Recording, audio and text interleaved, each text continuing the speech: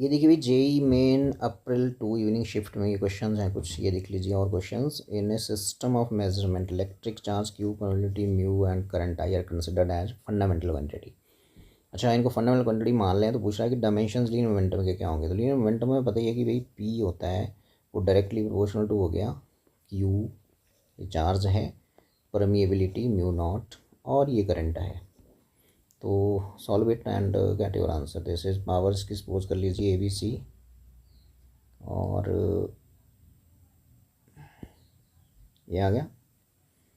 सो यहाँ अब इसको सॉल्व कर लीजिए। पी के क्या रहते हैं भाई, M L, M mass into velocity, M L T minus one, और कांस्टेंट आ गया के, क्यू, क्यू होता है A T ampere time, power A, और इसका कितना रहेगा म्यू। अच्छा भाई, म्यू का डायमेंशन फॉर्मूला करंट का हो गया ampere, ampere means A and इस पावर इज सी।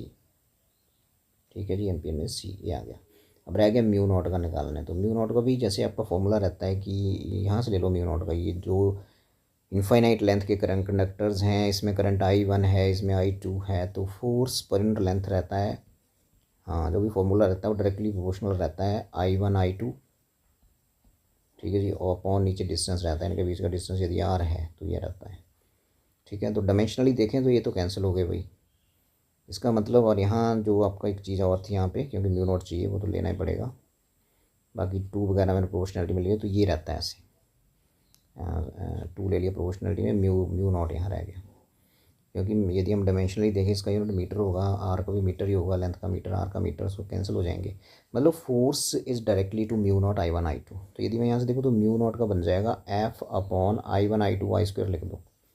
तो ये एफ का क्या रहता है, M L T minus two, I square mean ampere square, तो ये एम्पियर ऊपर चला जाएगा -2, तो ये बनेगा भी M L T minus two ampere -2, M L T minus two, M L T -2 and ampere -2, सबके साथ बी भी लगा दीजिए, बी, ये है भाई। ठीक है, अब इसको चेक करो और करो फटाफट।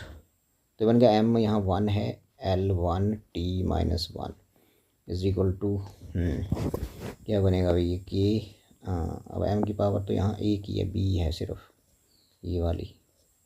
ठीक है, एंड बी है तो फिर अब एल यहाँ देख लीजिए कितना है राइट हैंड साइड में, एल भी बी ही है भाई, ये देखो ये वाला, और है ही नहीं एल। टी इकट्ठा करो, टी की पावर देखो, एक तो ये हो गई ए, और टी की -2 बी, ये तो बोलेंगे बोल ए -2 बी, और भी है कुछ नहीं है। ए की इकट्ठी करो, ए की यहाँ ये आ गई ए, और आगे जाके ए की आ गई -2 बी ये, और आगे जाके आ गई सी प्लस सी, तो ये आ गया। ठीक है जी, अब देखो ना यहाँ एम बी कंपेयर पावर्स, तो बी और इसको कर ले तो इसके कर लो, एम की पावर कंपेयर कर लो चाहे एल की कर लो, तो बी इज इक्वल टू क्या लग रहा है आपको 1, तो बी आ गया 1। ठीक है जी, अब देखो आप, अब बारी है एल की, हो गया ए कैसे निकालें। यहाँ टी की पावर है A-2 बी, A-2 बी ये वाली, और यहाँ टी की पावर है -1 इज इक्वल टू -1। अब बी की वैल्यू पुट कर दीजिए 1, सो ये आ गया, ए आ गया आपके पास, ऊपर जाके पॉजिटिव हो जाएगा, तो ये आ गया 1। ए भी 1, बी भी 1, रह गया सी निकालने को। अब सी की पावर देखो, यहाँ एम्पियर तो इस तरफ है ही नहीं, तो एम्पियर की पावर यहाँ क्या है, ये सारी पावर 0 हो जाएगी, तो ये बन गया A-2 B plus C is equal to 0। B और ए की वैल्यू पुट कर दीजिए, तो ए की वैल्यू यहाँ रहेगी 1, बी की रहेगी 1, C is equal to 0। So ये आ जाएगा -1 plus C is equal to 0, C is equal to 1, ये भी आ गया भाई।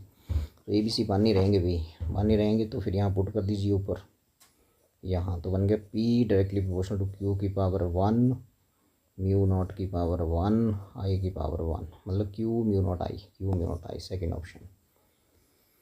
सो दिस इज करेक्ट ऑप्शन। आगे चलते हैं, ये देखिए क्वेश्चन, पढ़िए भी इसको, वेरी सिंपल क्वेश्चन। क्वेश्चन क्या बोल रहा है देखो, बहुत ही सिंपल, एडियाबैटिक प्रोसेस पे बात हो रही है।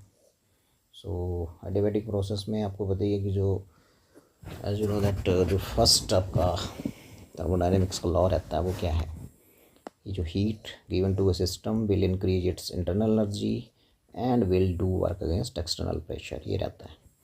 अब एडियाबैटिक है तो वही तो जीरो हो जाएगा, तो इसका मतलब ये हो गया कि जो डेल्टा डब्ल्यू बचेगा वो बचेगा माइनस डेल्टा यू, एक तो ये आ गया, ठीक है जी। और एडियाबैटिक इक्वेशन जो रहती है वो पी वी रेज पर गामा इक्वल टू कॉन्स्टेंट रहती है, जहाँ गामा सी पी कौन सी भी है, एक ये आपको पता है एडियाबैटिक। बाकी वर्क डन का जो फॉर्मूला रहता है वो रहता है आपका एडियाबैटिक में, नीचे रहेगा 1 माइनस गामा और आगे रहेगा T2 माइनस T1, तो ऊपर यहाँ होता है नंबर ऑफ मोल्स और आर, ये फॉर्मूला रहता है। नंबर ऑफ मोल्स n है और आपका गैस कांस्टेंट है, और फिर यहाँ से ये वाला फॉर्मूला है जो आपने ये वाला, तो W भी आपको ये पता है। अब देखो क्या क्या बोल रहा है, डेल्टा यू तो जीरो नहीं होता, ये तो गलत है। दूसरा ठीक है, देखिए सामने मैंने बताया अभी ये वाला।